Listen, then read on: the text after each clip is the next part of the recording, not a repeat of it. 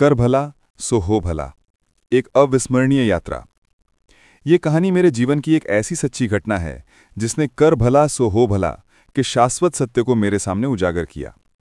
बात उन दिनों की है जब मैं हरियाणा के झज्जर जिले में स्थित खेरी सुल्तान में अपने प्लॉट पर जा रहा था।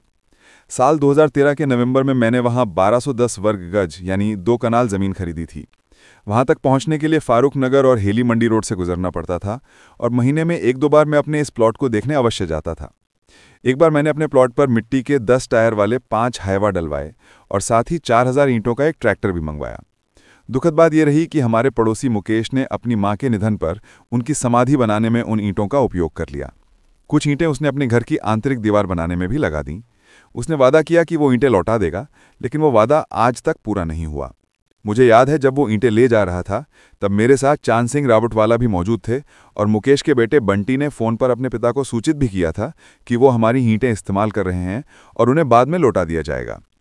ये ईंटें झज्जर रोड पर स्थित एक भट्टे से मंगवाई गई थीं जो हमारे गांव से लगभग 5-6 किलोमीटर दूर था और उनका मूल्य 4000 रुपये प्रति 1000 ईंट था।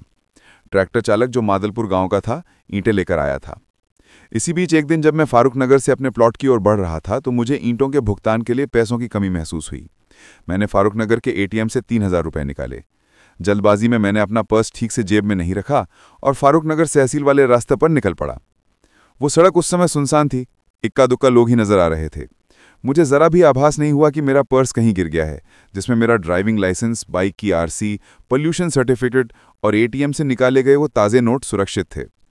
मैं लगभग 100-150 मीटर आगे निकल चुका था और अगले मोड़ पर मुड़ने ही वाला था कि अनायास मेरी नज़र बाइक के शीशे पर पड़ी। मैंने देखा पीछे से 2 लोग मुझे हाथ से बुलाने का इशारा कर रहे थे और जोर जोर से आवाज़ भी लगा रहे थे। दूरी अधिक होने के कारण उनकी बात तो सुनाई नहीं दी, लेकिन उनके नेक इरादे साफ दिख रहे थे। मैंने दाएं बाएं देखा, कोई और नहीं था, तो मैं समझ गया कि वो मुझे ही बुला रहे हैं। मैं उनके पास गया और उन्होंने आत्मीयता से कहा, भाई साहब, आपका पर्स गिर गया था, हम कब से आपको आवाज़ लगा रहे हैं। ये सुनकर मैंने तुरंत अपनी जेब टटोली और पाया कि मेरा पर्स वाकई गायब था। मैंने उनसे अपना पर्स लिया, देखा कि वो मेरा ही था और सबसे बड़ी बात, उसमें मेरे सारे दस्तावेज और पैसे, सब कुछ सुरक्षित था, ठीक वैसे ही जैसे मैंने उन्हें रखा था। मेरी आंखें उन अजनबियों की ईमानदारी देखकर भर आईं। मेरा हृदय कृतज्ञता से भर उठा। मैं बार बार उनका धन्यवाद किया और ईश्वर का भी शुक्रिया अदा किया जिसने मुझे ऐसे सच्चे और नेक लोगों से मिलवाया। मैं उनके प्रति गहरी विनम्रता का भाव लिए अपने आगे के सफर पर निकल पड़ा। यह घटना मेरे जीवन की एक ऐसी सीख बन गई जिसे मैं कभी नहीं भूल पाऊंगा। आज के स्वार्थ भरे दौर में जहां लोग छोटी चीज़ों के लिए भी ईमान खो देते हैं, उन नेक इंसानों ने मुझे मानवता में विश्वास दिलाया। मैं हमेशा से ही लोगों की मदद करता आया हूं और किसी का बुरा नहीं सोचता। चाहे लाखों करोड़ों की रकम हो, मैंने कभी लालच नहीं किया, न कभी किसी का 1 रुपया मारा, न किसी का दिल दुखाया। शायद इसी कर भला की वजह से ईश्वर ने भी मेरी सैकड़ों बार मदद की है।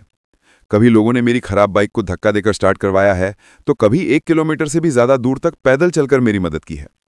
कितनी बार की मदद गिनाऊं, वो तो अनगिनत हैं।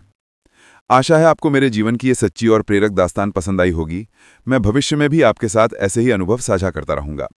कृपया मेरे चैनल को लाइक और सब्सक्राइब करें और कमेंट में अपनी राय। भविष्य में भी आपके साथ ऐसे ही अनुभव साझा करता रहूंगा।